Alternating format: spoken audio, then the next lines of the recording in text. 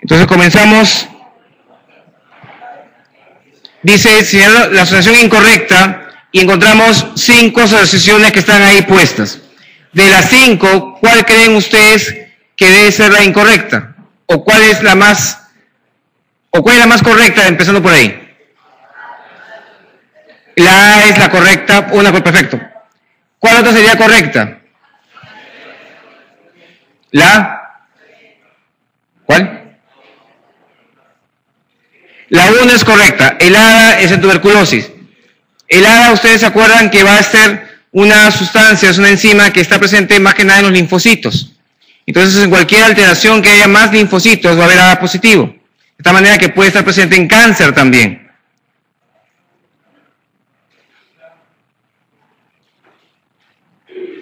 ¿Se puede pasar a la siguiente? Sí. Siguiente. Entonces ahí estamos viendo, el ADA se encuentra presente en todo lo que implica inmunidad celular, donde hay linfocitos, entonces ahí va a estar más incrementado. Siguiente, por favor. El ácido hialurónico usualmente se va a encontrar elevado en algún tipo de cáncer, usualmente en el mesotelioma. Entonces ahí vamos a encontrar aumento del ácido hialurónico, pero también puede haber en otro tipo de derrames. Siguiente. La amilasa usualmente va a ser producto cuando haya una pancreatitis, va a estar presente la amilasa. Puede estar presente también si hay amilasa salival por una ruptura esofágica. Entonces la amilasa nos va a sugerir mucho pancreatitis aguda. Sin embargo, podemos encontrar 10% de pacientes que tengan amilasa positiva asociado a ciertos tipos de neoplasias. Cáncer, como vemos ahí, pulmón, ovario, están presentes también amilasa a nivel de líquido pleural. Siguiente. La lisozima, como ustedes se acuerdan, en las épocas de bioquímica, se encuentra dentro de los macrófagos, dentro de los neutrófilos. Entonces va a ser una sustancia que está dentro del sistema mononuclear fagocitario y se encuentra muy elevada en las pleuritis tuberculosas. Habría que medir lisozima tanto pleural como sérica para ser positiva, que es más de 1.2. Se encuentran valores altos de lisozima en enfermos con empiema y AR. El factor reumatoideo se va a buscar en los derrames de estos pacientes y se va a hacer positivo siempre y cuando tenga un valor de mayor de 1 en 320. También puede ser o sea presentes en derrames paraneumónicos y malignos. El interferón gamma es otra sustancia que vamos a utilizar y también se encuentra elevado en tuberculosis. Entonces, muchas veces se va a tener una gran ayuda porque tiene una buena sensibilidad, buena especificidad para tuberculosis pleural. Entonces, el ácido hialurónico, ¿dónde se encontraba? En el mesotelioma, perfecto. No en la artritis reumatoidea, por lo tanto, lo falso es la 1, letra B o número 2. Siguiente. Respecto al líquido pleural, es falso que... A ver, siguiente. Vamos a encontrar, si hablamos un poco de leucocitos, aunque ya no se trabaja mucho en ese aspecto, si tenemos menos de 1000, eso es un trasudado, porque supone que el trasudado es más líquido, menos células, más aguado, por decirlo así, más fácil de ver. Si tenemos más de 10.000 derrames paraneumónicos y más de 50.000 empiema.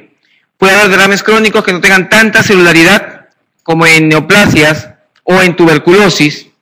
Y cuando hay linfocitosis, es indicativo de que puede haber tuberculosis, cáncer, neoplasias, linfoma, sarcoidosis en otros lugares donde hay más sarcoidosis, y derrame pleural por artritis reumatoidea. Se encuentra predominio neutrofílico, más bien este líquido, en neumonías, embolias y pancreatitis. Siguiente.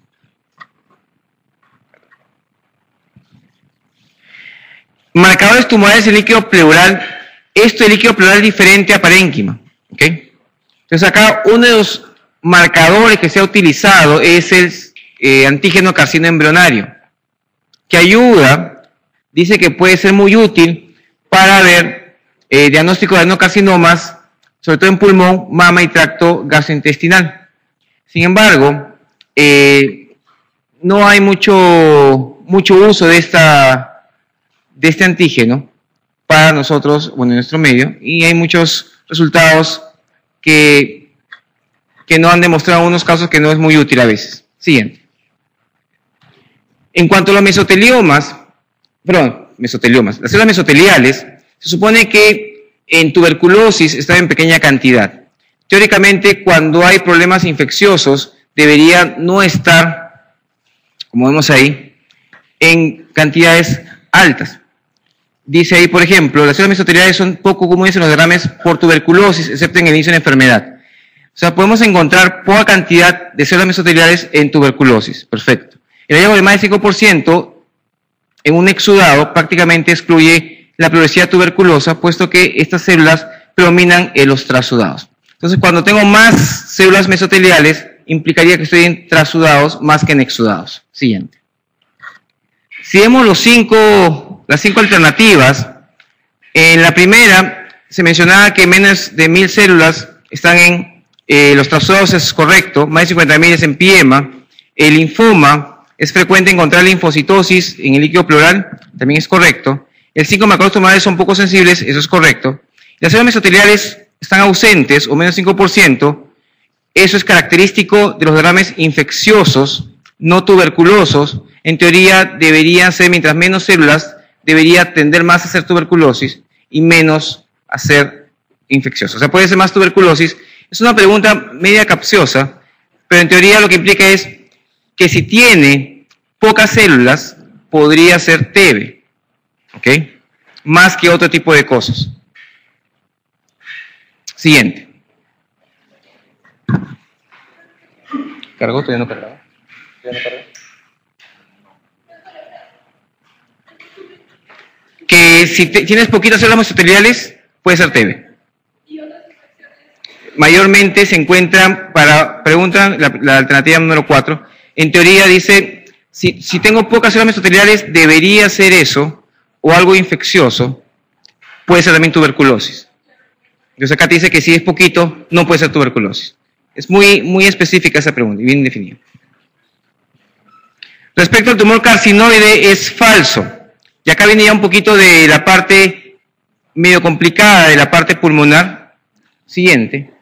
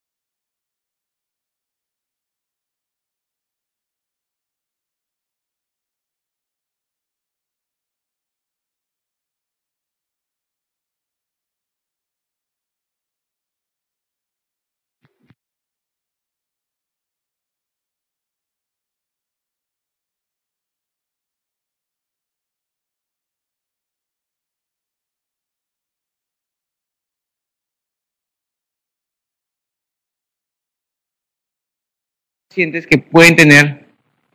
¿Entró? Ya. Sí. Sí.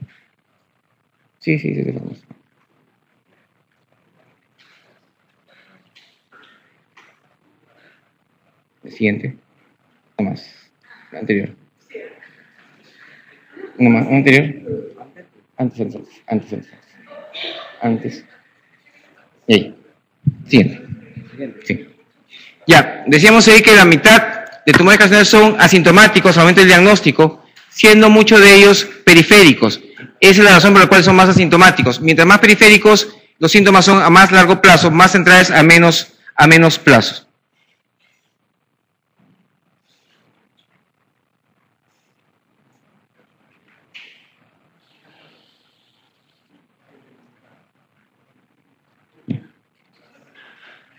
Los que tienen la alta prevalencia de sintomáticos ha hecho que se haga a veces diagnóstico de estos tumores en forma incidental, lo que llaman mucho los incidentalomas, que tomaron una placa por otra cosa y encontraron un tumor de ese tipo, sobre todo la parte que son más periféricos que centrales. Siguiente.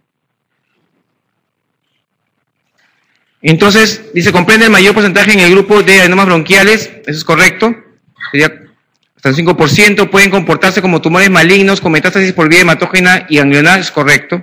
Suelen ser tumores centrales que presentan sintomatología durante meses o años, la parte del tiempo es lo incorrecto. El diagnóstico de confirmación se realiza por punción, aspiración con aguja fina, sí, porque son más periféricos. Su tratamiento es la resección quirúrgica, es correcto. Siguiente. Entonces, 3. Siguiente. Gabriela.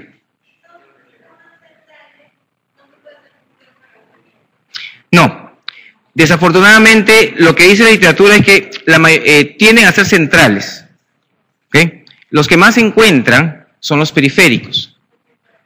Porque como el periférico te da menos síntomas, los puedes encontrar ahí de casualidad. Entonces, a esos le haces la punción por aguja fina.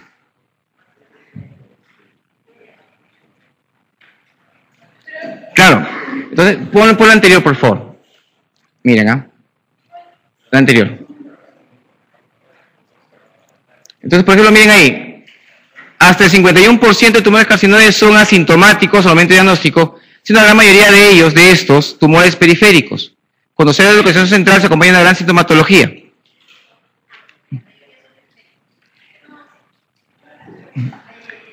Sí. La mayoría son centrales, ¿ok? Sin embargo, los pacientes no tienen síntomas porque muchos de ellos que son periféricos no te van a dar sintomatología. ¿Sí? Lo que encuentras en forma casual son periféricos. El periférico sí, es una biopsia con aguja fina.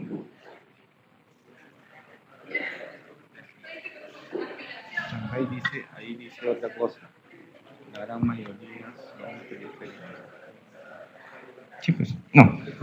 A ver, vamos por partes. Cuando uno busca la parte de literatura dice, la mayoría de tumores carcinógenos son centrales. Eso dice. ¿Okay? De los pacientes que han visto, si bien es cierto, la gran mayoría son centrales, los que más se encuentran son los que más se encuentran son centrales por la gran sintomatología que tienen. ¿Ok? Perfecto, ahí estamos bien. Sin embargo, se han encontrado muchos tumores que son periféricos y que no van a dar sintomatología de entrada, que son a largo plazo. Entonces implica que a la hora que suman todos, ganan los centrales, pero los periféricos no los cuentan de entrada porque como no dan síntomas, no se van a encontrar. Es como la parte del quiste atídico. El quiste atídico que ustedes van a ver, la gran mayoría son hepáticos. Y la gente cuando los encuentra ¿por qué? Porque ha hecho sintomatología pulmonar. ¿Ok? Eso implica entonces que tenemos gran cantidad de una cosa, en este caso, por ejemplo, hay más quistes hepáticos. Sin embargo, cuando ya fastidian, lo que vamos a ver pues que el pulmonar fastidia y molesta mucho. Entonces, algo similar ocurriría acá. La gran mayoría sería acá centrales. Sin embargo, a la hora que comienzan a buscar a todo el mundo, placas, por lo que sea, encuentran muchos periféricos. Esa es más o menos la explicación de esta cosa. Entonces, como ven ahí en esa positiva dice 51% son asintomáticos. Entonces, en términos generales, para que no haya confusión, 51% es misma cosa que 50%. O sea, mitad. A la hora que vayan a buscar ahora ustedes en sus libros, van a ver que dice la gran mayoría son centrales. La gran mayoría van a ser de ubicación central. Por lo tanto, tiene gran sintomatología. Sin embargo, a la hora que comienzan a decir, cuando hay incidentalomas, buscan una placa y pueden encontrar mucho más de lo que normalmente encontraríamos. Siguiente, no vamos a hacer más bolas con eso. Porque si es un tumor central, da sintomatología más temprano, no tanto tiempo como años. Siguiente. Si yo en cáncer son así. 4. Marcarlo incorrecto con respecto a los tumores pulmonares benignos.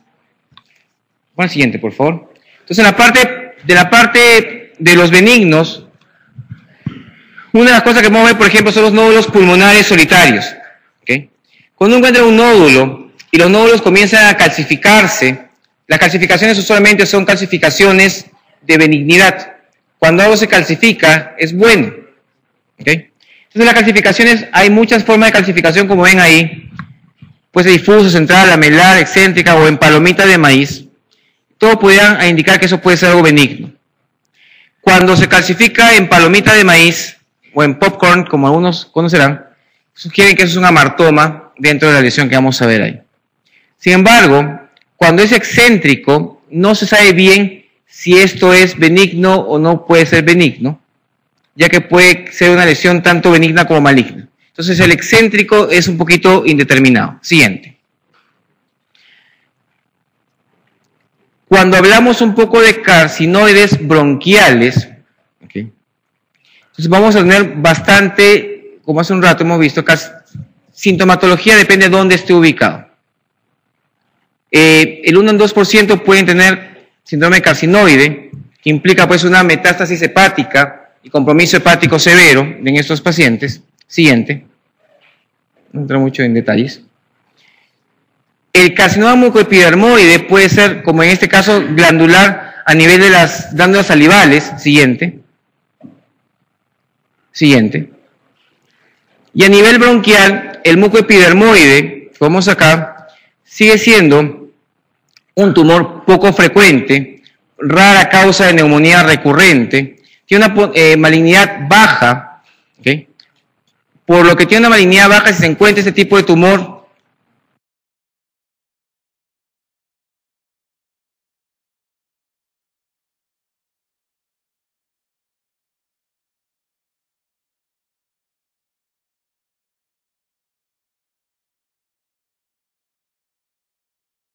mucoepidermoide, se puede hacer cirugía y se acabó el problema. Se originan de la porción proximal de un bronquiolo principal o un bronquiolo lobar. Siguiente. Entonces veamos las alternativas. La calcificación en palomita de maíz es un hallazgo diagnóstico de amartoma. No es preciso realizar extirpación quirúrgica, sino seguimiento radiológico de la lesión. Es correcto. El tumor de baja malignidad más frecuente a nivel broncopulmonar es el carcinoide, como hemos visto ahí. Los tumores de baja malignidad suelen acompañarse de sintomatología, usualmente no. Bueno, ahí se encuentran, si es que no tienen compromiso hepático, no va a haber mayor problema. El carcinoide, debido a la liberación de serotonina, ocurre en 2% de los carcinoides bronquiales y es imprescindible que existan metástasis hepáticas para que aparezca. Es correcto. Carcinoma mucoepidermoide es un tumor de baja malignidad que se localiza fundamentalmente en bronquios globales o en los iniciales bronquiales. Entonces sería incorrecta la alternativa 3. Siguiente. 5. Las manifestaciones clínicas locales y a distancia del carcinoma pulmonar son ciertos excepto. A ver chicos, si ustedes leen esta pregunta, dice 1. El escamoso y el hot cell, al ser centrales, suelen manifestarse con tos y expectoración hemoptóica. Cuando el tumor central alcanza un tamaño capaz de obstruir un bronquio lobar, puede producirse neumonitis obstructiva. El adenocarcinoma pulmonar, al ser periférico, a veces es descubierto de modo accidental antes de producir síntomas. El pulmón contralateral es metastasizado con mucha frecuencia. Cerebro, hueso, hígado y glándulas suprarrenales son órganos metastasizados con frecuencia. Entonces, si ustedes ven esta pregunta, ¿cuál creen ustedes de entrada pondrían el excepto? La 4 dicen ahí, a ver, el pulmón contralateral es metastatizado con mucha frecuencia. ¿Y la otra cuál sería? La 1, que dice carcinoma escamoso y Hot-cell, al ser preferentemente centrales, suele manifestarse con tos y expectoración hemoptoica. ¿Por qué la 4 es falsa?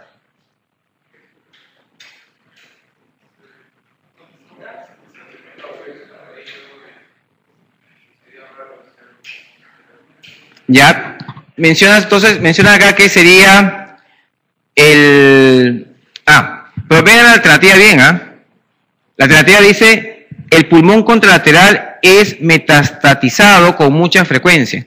No dice que en primer lugar a metastatizar es hueso.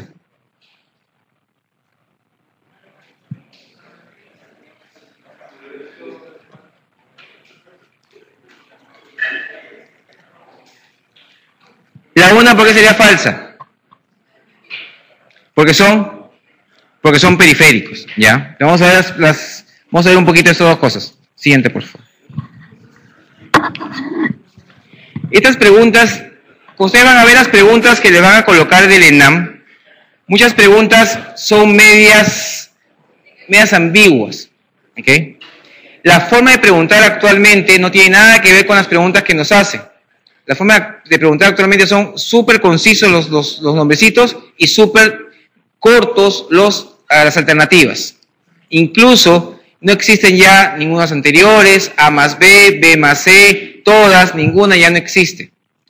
Entonces, acá estamos utilizando algunas preguntas. Las últimas preguntas son preguntas nuestras ya, como deben ser. Acá estamos repasando preguntas que están puestas de los ENAMs anteriores, del CTO, del MIR y otros exámenes de residentado, para que veamos cómo las preguntan acá. Entonces, simplemente es un estudio que hicieron con respecto a cáncer pulmonar en autopsias, y vean, por ejemplo, acá lo que vieron fue que, el más frecuente es el adenocarcinoma, luego sigue el epidermoide, luego el de células pequeñas, y luego el carcinoma de células grandes. Las metástasis frecuentemente fueron a ganglios regionales, al pulmón contralateral, a las suprarrenales. Para el carcinoma epidermoide, los ganglios regionales fueron los más frecuentemente afectados en 50%, el contralateral el 40% y suprarrenal 24%. Si vemos el de células pequeñas, los regionales se afectaron en 90%, distales 36%, contralateral 24%.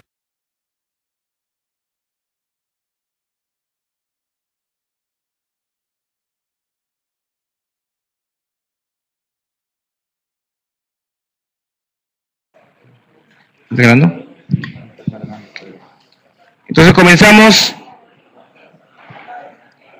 Dice, señalar la asociación incorrecta y encontramos 5 asociaciones que están ahí puestas.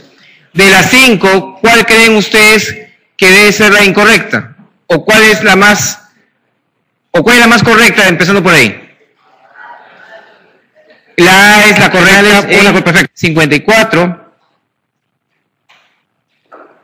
46 en la pleura, y todos los casos revisados tenían metástasis regionales, locales y distales. Entonces, acá lo que vamos a sacar de este estudio, que es uno que frecuentemente va a encontrar, es que el más frecuente de cáncer pulmonar es el adenocarcinoma. ¿A dónde se va el adenocarcinoma? Al pulmón contralateral y a las suprarrenales, preferentemente.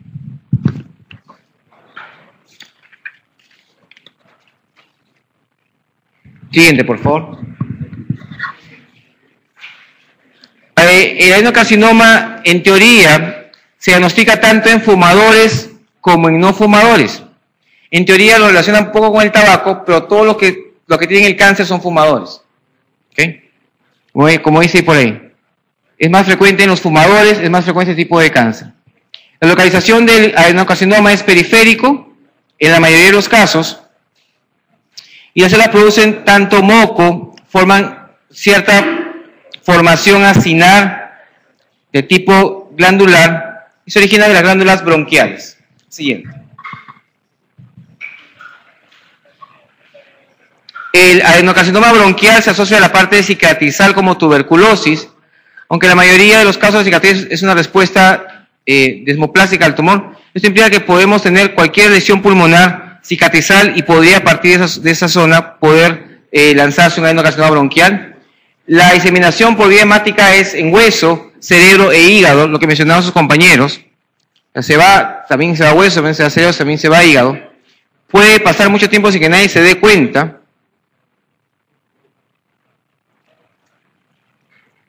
Siguiente. El escamoso pulmonar tiene muchas cosas. Una de las cosas de ellos es que es central, como en la parte superior. La sobrevida depende del estadio que se encuentre en el paciente. La mayoría, como son centrales, pueden alcanzar tamaños bastante grandes.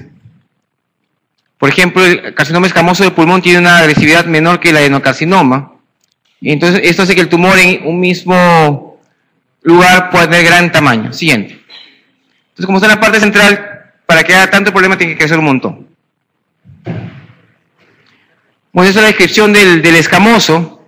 Cómo es, que parece que forman perlas córneas, superficie blanquecina. Siguiente. O sea, eso lo van a leer después. El epidermoide o de células escamosas es el más frecuente, deriva del epitelio de los bronquios proximales y por tanto es central también, al que se obstruye el bronquio y produce neumonitis obstructiva. Siguiente. Entonces la 1 es la falsa. ¿Por qué es falsa?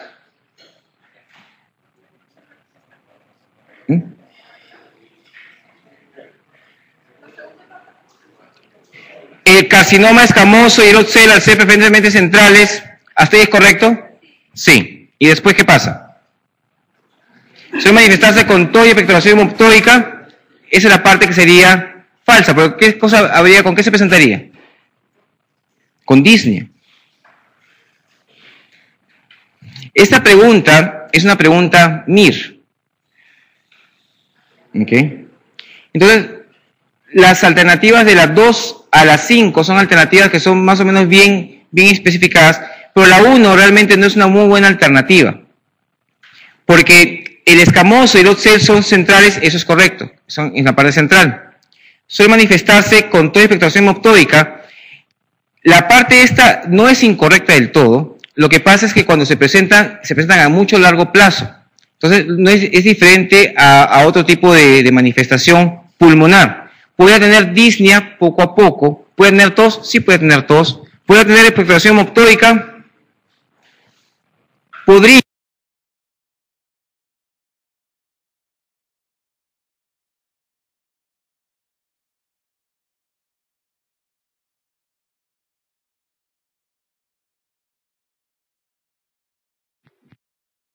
Sí, sería correcta y esta es la pregunta en la cual en el MIR ponen como alternativa el 1.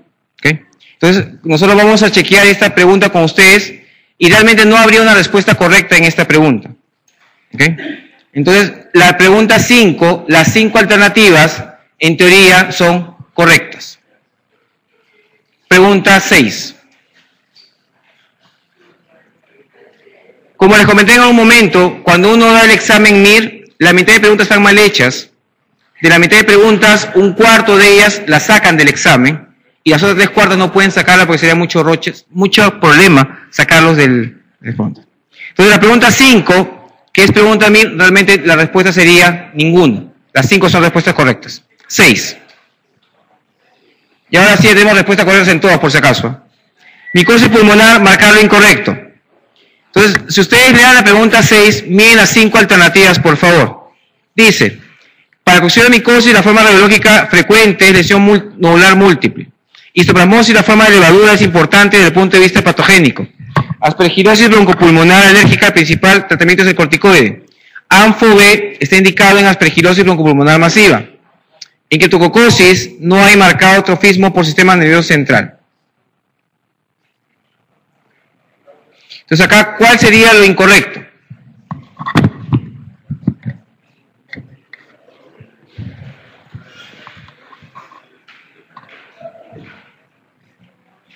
¿Cuál marcarían como incorrecto? La 5 es una muy buena alternativa para marcador incorrecto. ¿Qué más?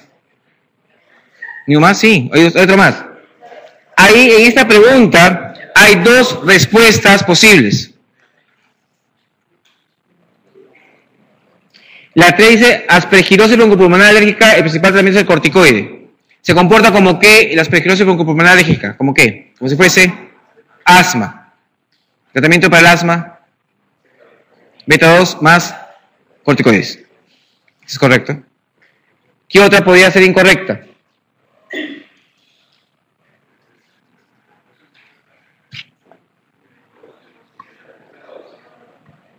La 2. Histoplasmosis, la forma de levadura es importante desde el punto de vista patogénico.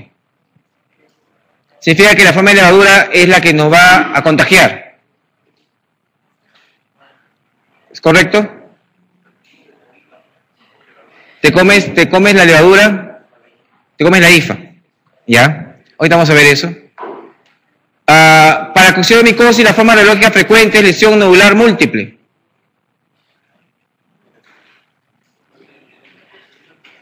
Vamos a ver, siguiente. En patrones radiológicos de paracoccidiomicosis, realmente dice el patrón intersticial retículo nodular está frecuente, mixto en ala de mariposa, intersticial en otro caso, cavitarias, mixto, o sea, no hay un patrón radiológico importante marcado de paracoccidiomicosis. Es sumamente diverso. O sea, no hay un patrón que diga esto es paracoccidiomicosis.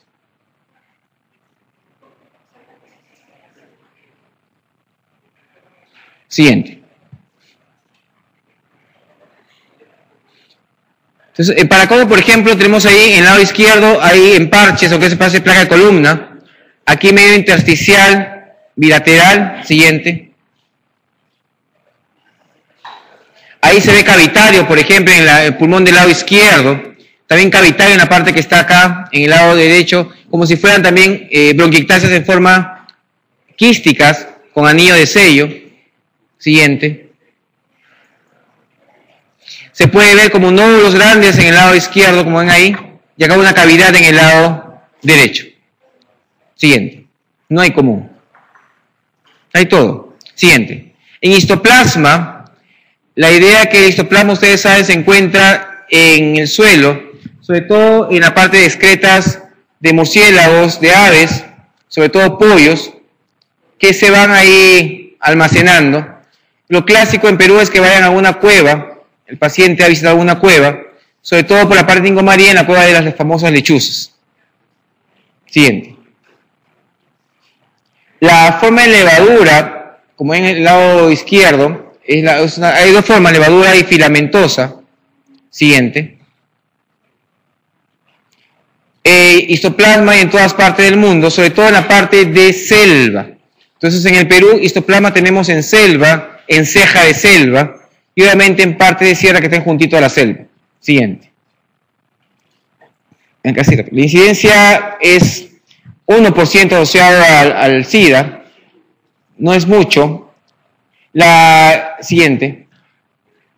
La histoplasma se va a ubicar usualmente en zonas rurales más que en zonas de ciudades. Siguiente. Algunas zonas en Perú endémicas ya conocen ustedes. Los que están en Oxapampa van a respirar histoplasma. Los que hemos ido de Iquitos ya respiramos histoplasma. Pucallpa y la gente que va a Tingo María. Siguiente. Siguiente. Todos los focos son todo lo que ven ustedes ahí. Las cuevas donde crían gallinas. La gente que va a acampar puede estar expuesta porque acampa sobre el suelo. Los que van a hacer excavaciones, cortar árboles, los que trabajan en madereras, los que llevan madera, los que limpian guano, etc. Siguiente.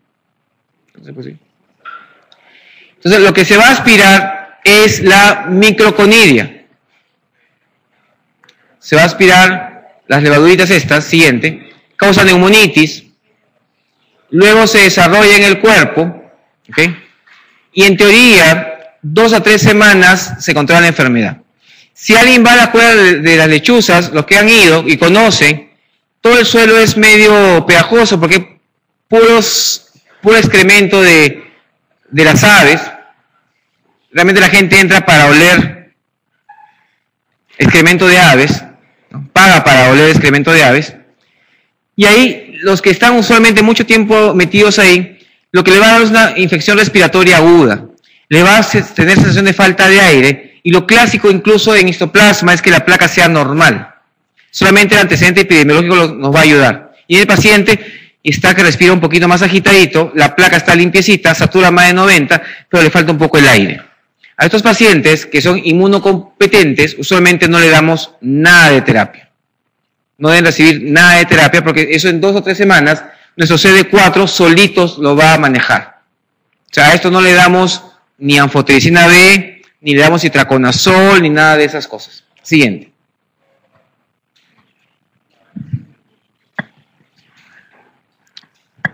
Justamente con histoplasma se descubre pues que las infecciones respiratorias por hongos han estado durmiendo en el cuerpo muchos años. Entonces, en Estados Unidos se vio esto de un paciente que tenía un genotipo de histoplasma panameño, se lo trajo de su tierra y en Estados Unidos hizo la enfermedad por haber hecho VIH.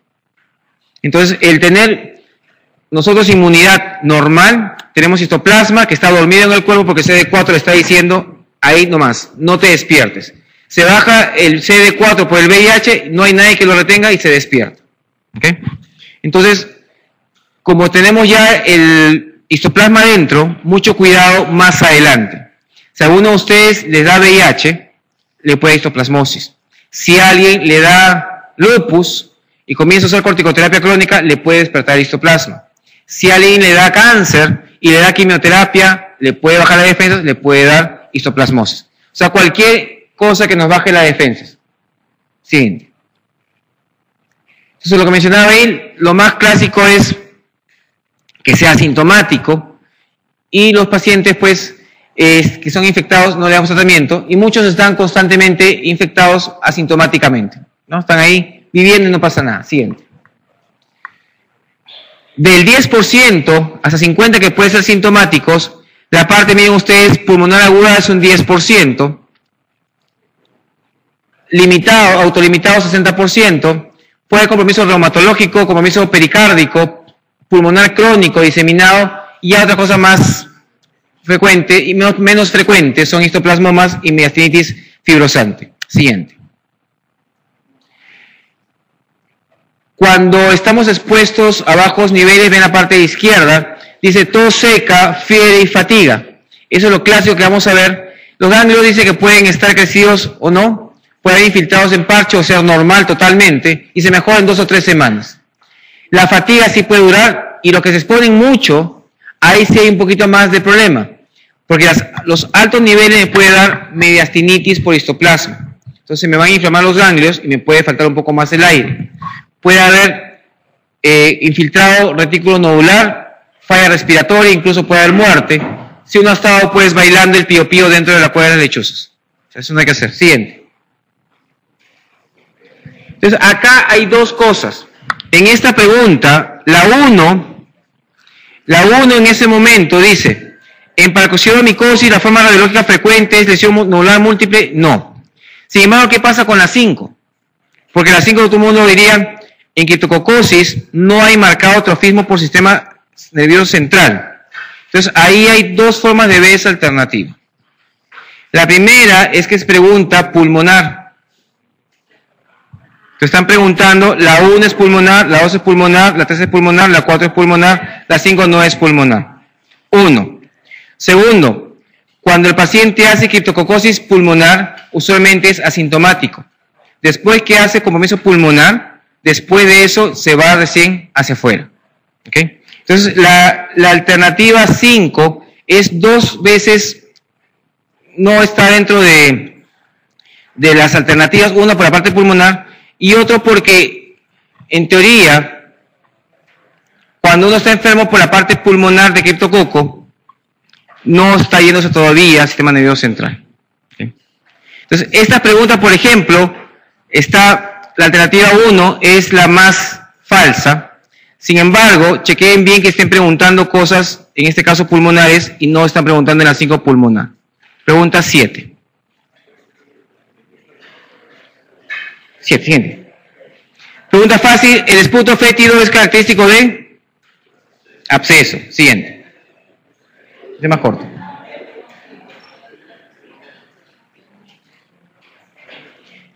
Entonces, el absceso se ha desarrollado, como ven ahí, en pequeñas zonas donde hay neumonías y hay bastante secreción y el olor fétido es característico. Siguiente. Siguiente.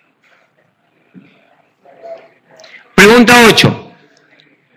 A ver, esta pregunta 8 también es pregunta MIR.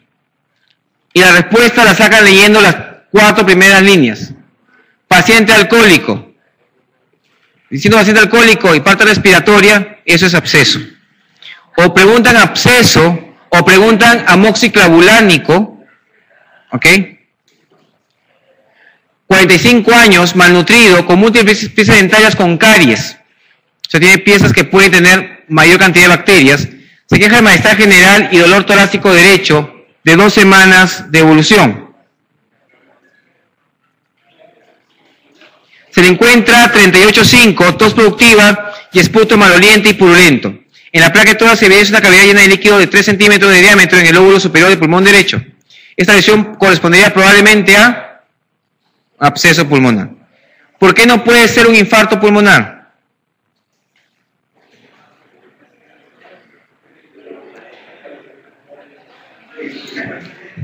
Mucha coincidencia, ya. Mucho dato también.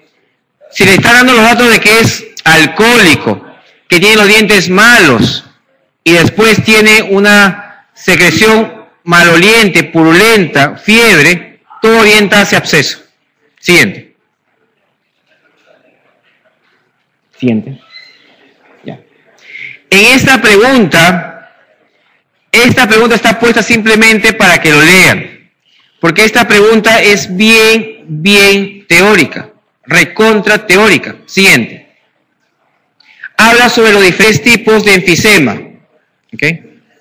Entonces ya todos sabemos la parte del enfisema, que es el espacio aéreo dilatado, distante, que se ha roto. Una de las causas es la falta de la alfa-1 antitripsina o inhibidor de la proteasa, que está ahí puesta. ¿Ok? Y los genes, hay como 20 y tantos. ¿Dónde están? Como 20 fenotipos clasificados de un sistema de un gen que es el gen, el pi, que puede ser M o puede ser Z, y puede tener diferentes presentaciones. De esto, lo que tienen que saber es simplemente que el ZZ, como ven ahí, es el que se asocia a un alto riesgo de enfisema pulmonar. De los 20 fenotipos, el ZZ es uno que tienen que acordarse. ¿Okay? Siguiente. Lo malo, que este enfisema se va a clasificar de varias maneras. Miren la parte de abajo. Se asocia a enfisema panacinar, enfisema acinar proximal, enfisema acinar distal, enfisema acinar irregular. El paracinar es panlobuliar, el proximal es centrolobuliar o centroacinar, el distal es paraseptal y el acinar irregular es paracicatrizal. Okay. Interesante, ¿no? Siguiente. El acinar es más frecuente en zona inferior y borde anterior del pulmón. Nada más, lo único interesante. El acinar proximal es un daño selectivo en las porciones proximales. Entonces ahí como que proximal con proximal se me puede acercar un poquito más. El acinar, los acinos, usualmente son la parte distales de los pulmones, por tanto sería zona inferior y borde anterior del pulmón para que se puedan acordar un poquito más. Siguiente. En el acinar distal, los sacos alveolares y los conductos alveolares también están presentes o están rotos. Y el irregular, obviamente, hay en cualquier parte, usualmente en las cicatrices, mayormente por tuberculosis. Siguiente. ¿Ok? Oye, ahí está mala la respuesta. La respuesta de esto que está acá es la letra número 3. El enfisema centroacinar predomina en el ápice pulmonar. ¿Puede toser un poquito, por favor, para chequearla? ¿No? ¿La anterior?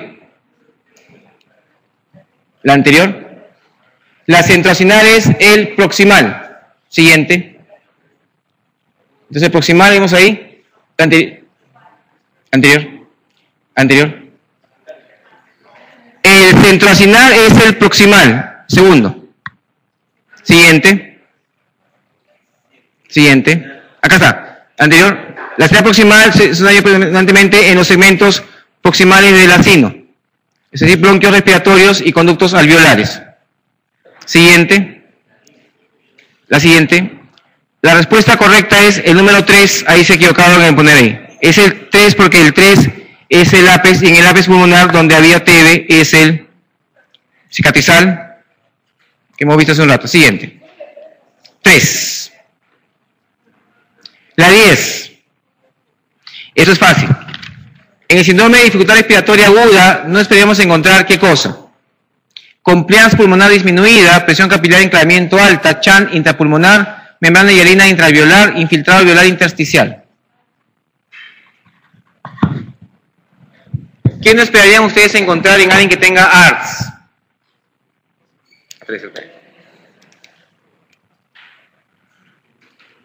Yo lo corregí. No lo corregí en mi casa. En mi casa lo corregí. ¿Cuál creen ustedes que no se presenta? Cuando ocurre síndrome de dificultad respiratoria aguda, implica que algo ha pasado en forma aguda, ¿no es cierto? No ha sido poco a poco o a largo plazo. Entonces, si yo no puedo respirar, ¿cómo tendré mi compliance pulmonar? Disminuido. ¿Okay? ¿Cómo estará la presión de enclavamiento en el pulmón? O sea, la presión con la cual, la presión en cuña, la presión con la cual sale la sangre. ¿Debería estar alta cuándo?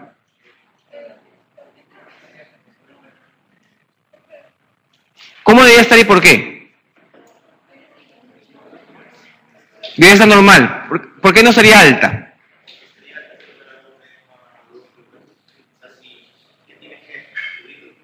Perdón. Claro, un ARDS no es un paciente con edema de pulmón porque no sería... ¿Cuál sería el problema en el ARDS?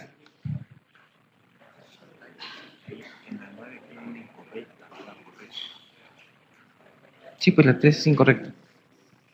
Bueno.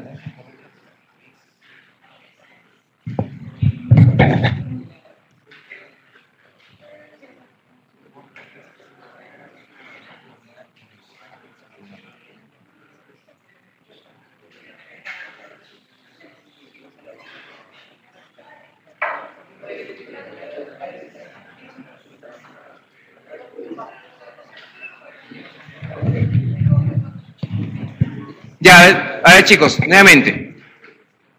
Cuando yo tengo ARDS, ¿el problema dónde es? ¿Del corazón o del pulmón? Del pulmón. ¿Es algo agudo o crónico? Agudo.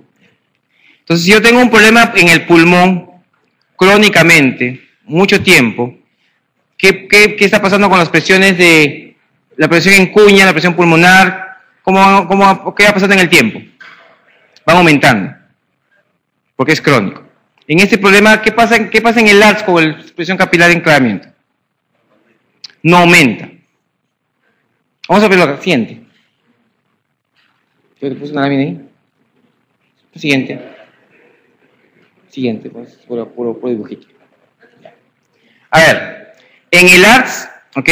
Se caracteriza porque hay una anormalidad de la función respiratoria, ya sabemos bien esa parte. Baja el volumen pulmonar, baja la compliance y lo que aparece obviamente es hipoxemia. Hasta ahí estamos todos correctos.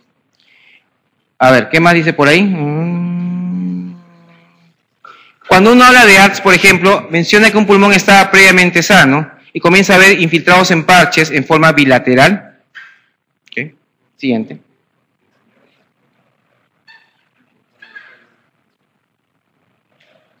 Dile que...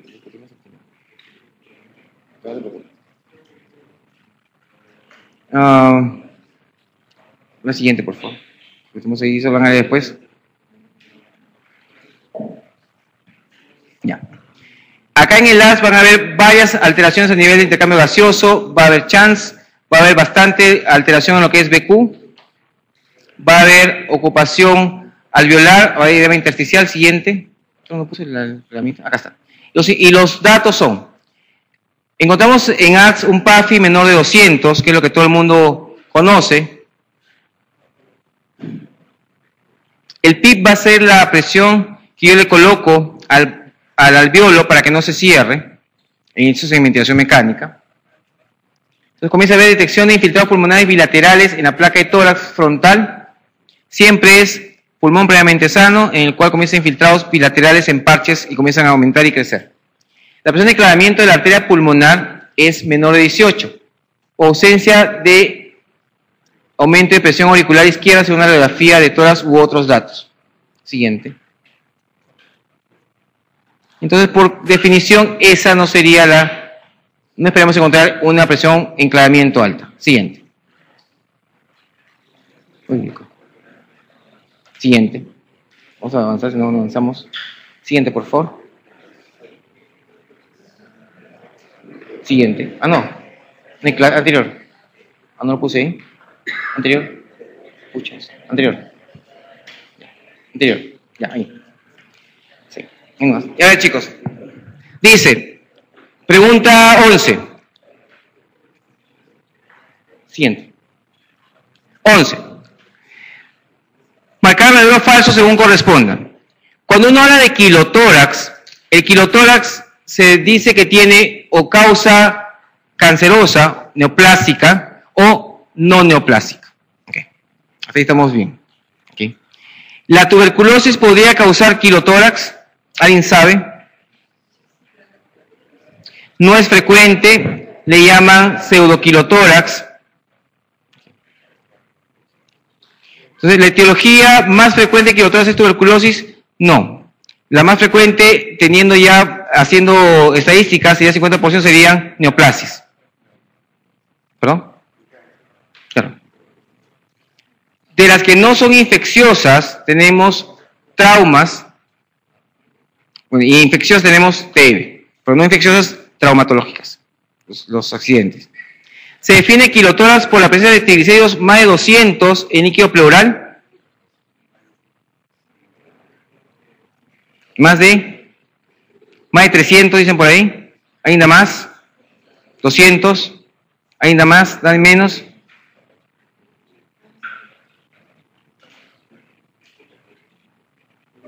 Se define quilotórax por presencia de triglicéridos más de 100 en líquido pleural. O sea, 200 sí, pero es 100. Eso sería falso. Se define quilotórax por presencia de colesterol más de 180. Esto es pseudo. No, 180 digo. No, pues, 200. El quilotórax por la parte de colesterol es más de 200. El tratamiento que más se emplea para tratar el quilotórax es cirugía para ligar el conducto torácico. Sí, es el tratamiento de elección cuando tenemos quilotórax. Sería entonces siguiente, alternativa número 5. Siguiente. Siguiente. Con respecto al quilotórax, en la pregunta 12, nuevamente, dice, la etiología más frecuente del quilotórax no asociado a neoplasia es el linfangio leiomiomatosis.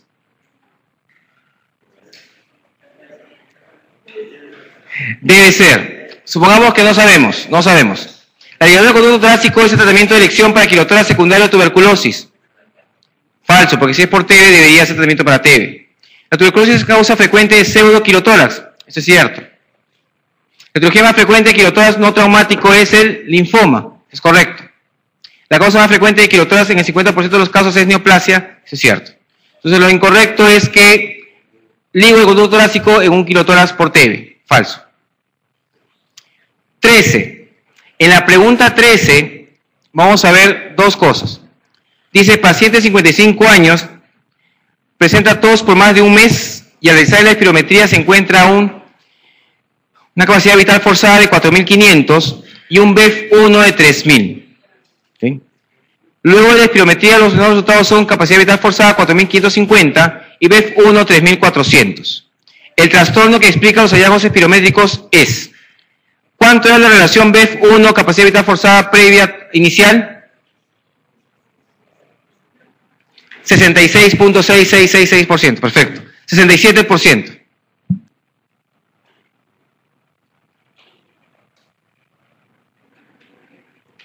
¿Cuánto mejora el BF1 cuando le dan broncodilatador? Como 11, un poquito más, 13, salió medio exacto, ¿no? Salió 13.3%. ¿Y cuánto ha aumentado en volumen? Aumentó 400 de volumen. Entonces, según, aquí vamos a ver dos cosas nuevas. Según el GINA, ¿cuánto era el aumento? 15%. O 200 y 200 de aumento de volumen. ¿Qué dice la guía del BTS? La guía del BTS, lo que mencionaba todo el mundo, que me estaban diciendo estando ahí sentados. El otro valor que están usando ya actualmente es de 12. 12%, y este tiene 12% y 400 de aumento de volumen. Entonces, hay aumento de 200, más de 200, entonces estaríamos hablando de un patrón obstructivo o restrictivo o mixto. Obstructivo y sería un asmático. 13.5. Entonces el parámetro acá sería que está aumentando más de 12% el BF1 y más de 200 también el volumen del BF1. Entonces 13.5. 14. Pacientes de 35 años que tienen un cuadro de 3 días de tos, dolor torácico izquierdo, inspiración que actualmente se asocia a disnea, mayor dolor, SAT negativa, presión 170, cardíaca 100, respiratorio en 36. Al examen físico, amplexación del hemitórax izquierdo disminuida, vibración vocal disminuida en tercio inferior del hemitórax izquierdo, hipersonoridad de la percusión, movimiento vesicular disminuido. Los hallazgos en la placa de tórax más probables serían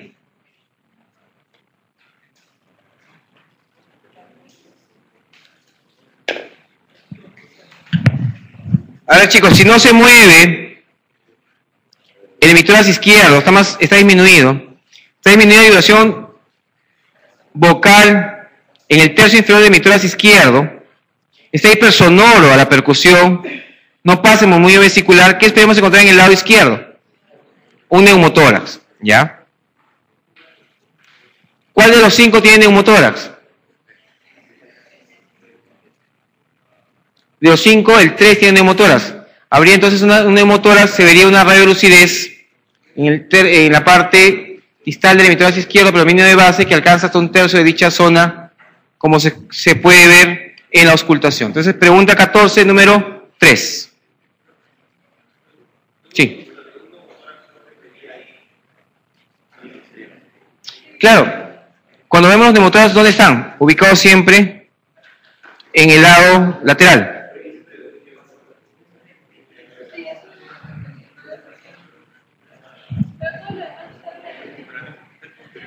No, lo que pasa, lo que tú dices no está mal. Si tenemos el neumotórax, este es mi pulmón y este neumotórax viene así. Comienza a colapsarse el muñón de abajo hacia arriba. Entonces tienes tú mayor cantidad de aire de abajo que arriba. Cuando se colapsa el muñoncito. Entonces sería 14, número 3. 15. En la pregunta 15 dice, ¿cuáles son los factores de riesgo para el desarrollo de neumonía en pacientes geriátricos hospitalizados? Pon la siguiente porque son todos. Vaya. Uy, no se puede ver. Sonamos. Ya. Cuando tenemos a los adultos mayores hospitalizados, de los 5, el tener síndrome confusional agudo podría hacer que se pueda aspirar de neumonía, sí. El que tenga ranitidina, ¿qué tiene que ver?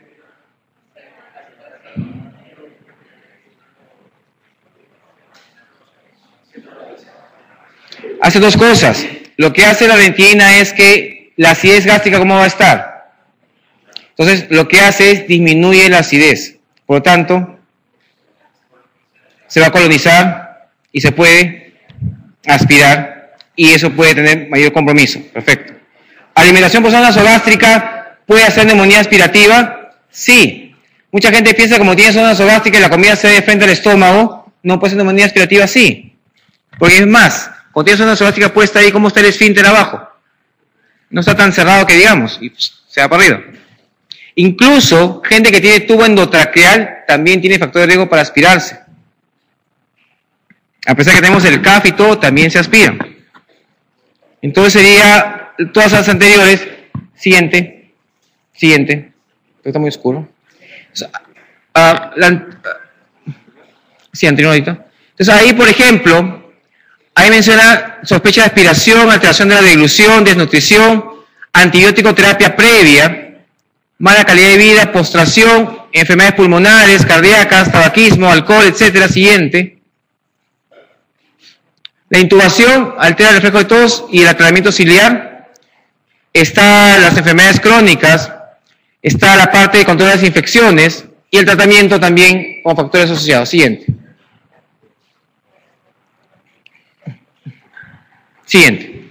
Está muy oscuro ahí.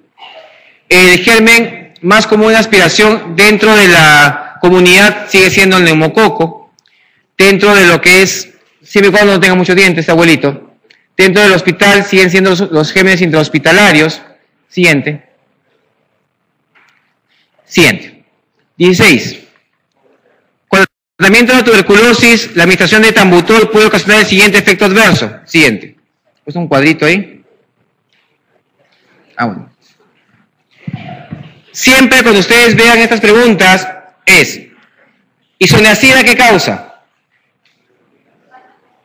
Hepatitis. ¿Qué más?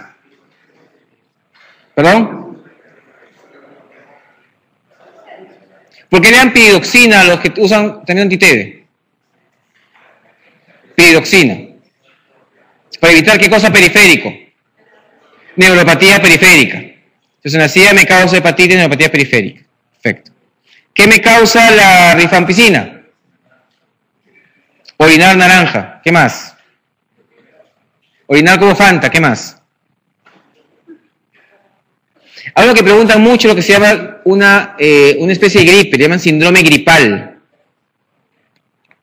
que es todo un cortejo similar al complejo gripal. Isoniazida, rifampicina, piracinamida, ¿qué causa?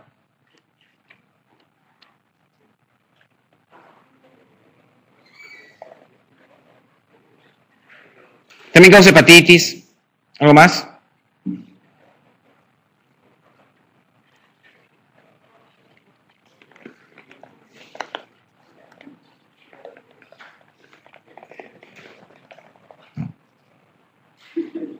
Vamos a un cuadrito, ¿verdad? Y el famoso Tambutol que causa es neuritis óptica. Perfecto. Siguiente.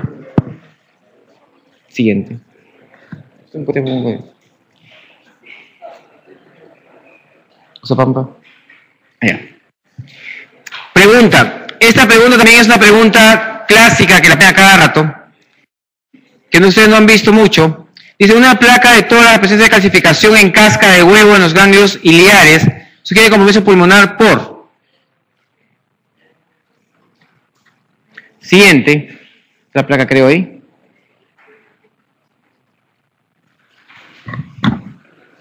Entonces, si ven la parte del ilio,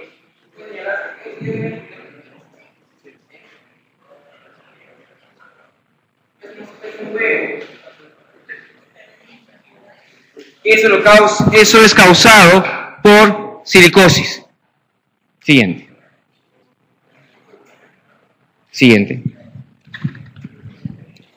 Con respecto a la neumonía, marcar lo incorrecto.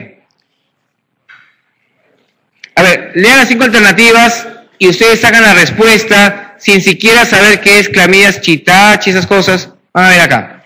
Dice, tratamiento de clamidia, chitasis, tetraciclina. Tratamiento de la neumonía adquirida en la comunidad sin signo de gravedad, el tratamiento es pisidina endovenoso. Los macrólidos son la terapia de elección en micoplasma y legionela. Clindamicina es de elección en neumonía aspirativa. Si hay antecedentes de riesgo de pseudomonas, se debe utilizar ceftazidima. ¿Cuál marcarían acá? La 2. ¿Por qué? Porque si va a su casa, no tiene gravedad, se va a su casa. Y en su casa no le van a poner penicilina endovenosa. Muy bien. Siguiente.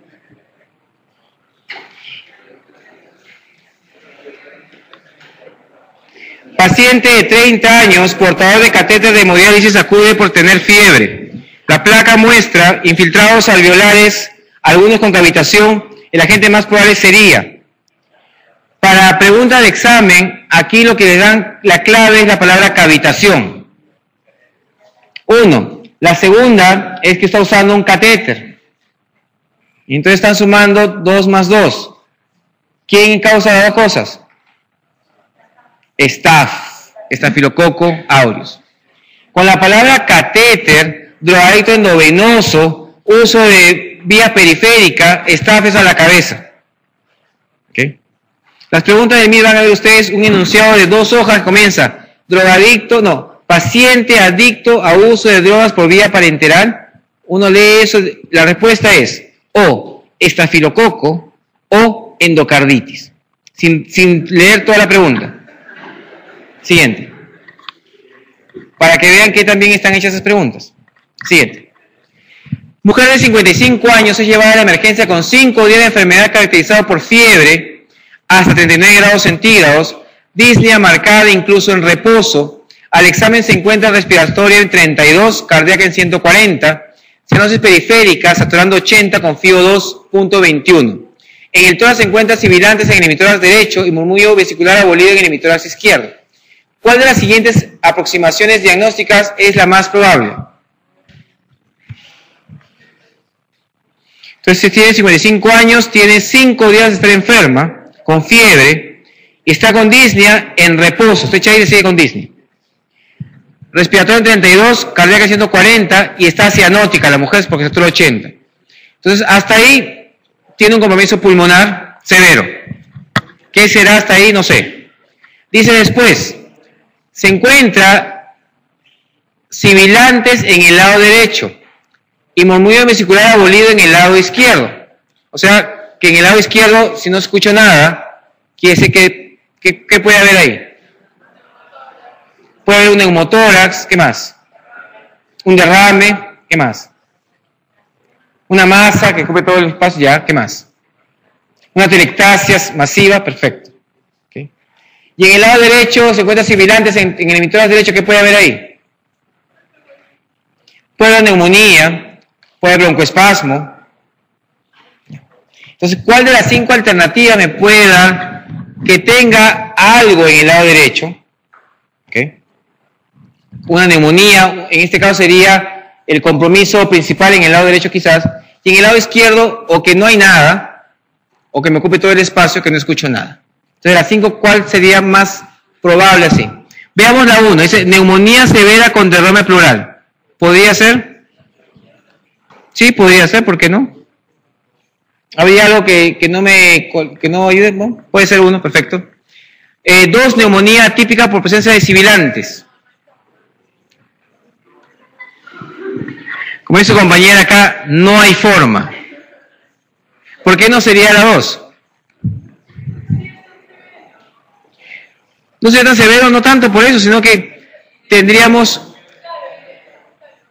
lo clásico de una neumonía típica es compromiso bilateral, intersticial mayormente, no te da tanto derrame, no te daría neumotórax frecuentemente, por eso sería más alejado. Asma moderada complicada con neumonía por la presencia de fiebre. Si fuera un asma complicada, estaría indicando que en el lado izquierdo está con un tórax silente y en el lado derecho tiene una neumonía. Cuando ustedes vean un tórax silente, el tórax silente es bilateral. Ustedes van a ver al paciente que está así, respira con la justa y escuchan y no se escucha nada. O sea, no se escucha ni un silbito, nada. Se escucha que por ahí que entre el aire, pero que no se escucha más nada. Tuberculosis pulmonar complicada con un neumotórax. ¿Podría ser? ¿Sí? ¿No? ¿Puede ser? Podría ser, estaría un poco en contra de lo que dicen acá, que son 5 días de enfermedad. ¿Un neumotórax puede ser? Podría ser porque el neumotórax sería secundario a algo que le está causando esto.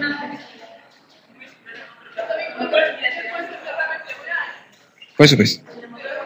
Entonces tenemos 2 alternativas probables. Una que sea neumonía severa con derrame pleural y la otra sería tuberculosis pulmonar complicada con neumotórax.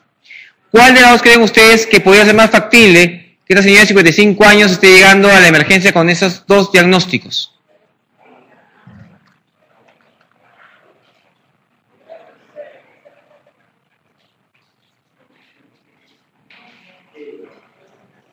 La 1. Cuando uno tiene un derrame, el movimiento vesicular se abole, está abolido totalmente, no se escucha nada. Entonces, acá hay dos alternativas. Pon la siguiente, por favor. Si fuera tuberculosis, ¿cuánto tiempo tendría que estar enferma la señora? Mucho más tiempo de enfermedad. Perfecto.